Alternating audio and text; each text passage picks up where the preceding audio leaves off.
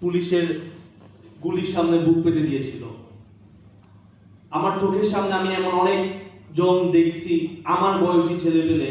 কিছুদিন আগে আপনারা হয়তো একটা ছবি ভাইরাল হতে দেখেছেন যে পুলিশ সামনে ডিভাইডারের সামনে একটা ছেলে মাথায় হাত দিয়ে বসে আছে, একেবারে রিল্যাক্স। আমরা এরকম একটা সময় পার করে এসেছি যেখানে কেউ চিন্তা করে নেই আওয়ামী লীগ ক্ষমতা থেকে পড়ে যাবে এবং আমরা আমাদের স্বার্থ উদ্ধার করব। সবাই এসেছিল তার নৈতিক জায়গা থেকে। ঠিক জুলাইয়ের পর আমি বারবার তখন একটা কথাই বলতাম, ৭১-এর পর একটা গোষ্ঠী শুধু বলতো দিয়েছি এখন শুধু নিব, জুলাইয়ের পর যাতে এটা না হয়।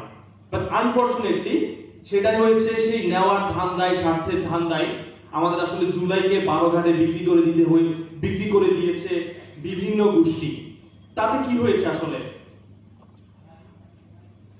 বেশ কিছুদিন গত পরশুদিন আমরা যে ভিডিওটা আমাদের চোখে পড়ছে, তারপর থেকে যে জেনজি কিংবা এই প্রজন্মটা যারা জুলাইয়ের আগ পর্যন্ত বিশ্বাস করত biggest Bangladesh dream is living Bangladesh, অর্থাৎ বাংলাদেশটা ছেড়ে যাওয়ার যাদের স্বপ্ন ছিল, সেই ছেলেপেলেগুলো দেশের জন্য প্রাণ দেওয়ার জন্য রাস্তায় নেমে গেল এবং প্রায় ১৫০০ প্লাস মানুষজন সেখানে শহীদ হলো। সেই মানুষগুলো যারা তখন শুধুমাত্র নৈতিকতার জন্য নেমেছিল এবং দেশের বাইরে যাওয়ার স্বপ্নটা বাদ দিয়ে তারা দেশের জন্য প্রাণ দেওয়ার স্বপ্ন দেখেছিল, তারা এখন আবার বলতেছে আমি দেশ ছেড়ে চলে যাবো, এই দেশে থাকার কোনো মানে নাই।